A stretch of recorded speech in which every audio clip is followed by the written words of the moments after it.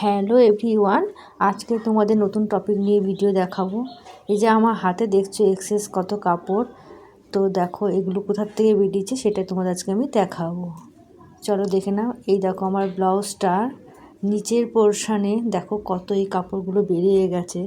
এই জন্য আমি সবসময় বলি, যখনই ব্লাউজ কাটবে 1 ইঞ্চি বা হাফ ইঞ্চি কাপড় এক্সট্রা নিতে হবে, নয়তো কিন্তু লেন্থে ছোট পড়ে যাবে। এই দেখো কত বেরিয়ে গেছে। আর যারা ব্লাউজ বানায় তারাই জানবে যে এই পরিস্থিতিটা কি হতে পারে। দেখো কেমনভাবে বেরিয়ে গেছে। আমি নতুনদেরকে বলবো, অবশ্যই তোমরা যারা জানো না, যখনই ব্লাউজের কাপড়টা কাটবে অবশ্যই 1 ইঞ্চি বা 1.25 ইঞ্চি মতন কাপড় বেশি বাড়তি নেবে, নয়তো এই কাপড় যদি বাড়তি না নাও তাহলে তোমার লেন্থটা কমে যাবে, অনেকটাই ছোট হয়ে যাবে।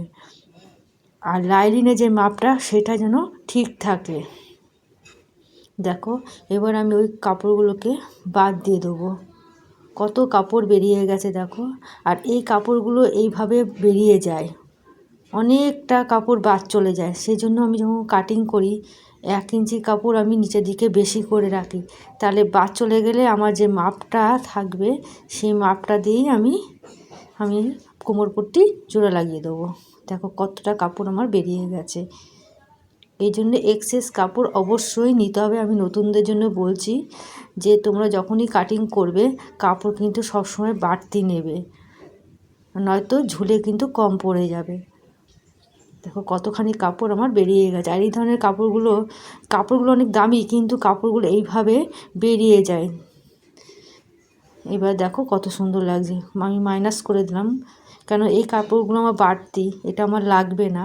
সেই জন্য আমার যে মাপটা আছে এবার হাফ ইঞ্চি মোড়া দিয়ে দেবো, কোমরপট্টিতে চলে যাবে।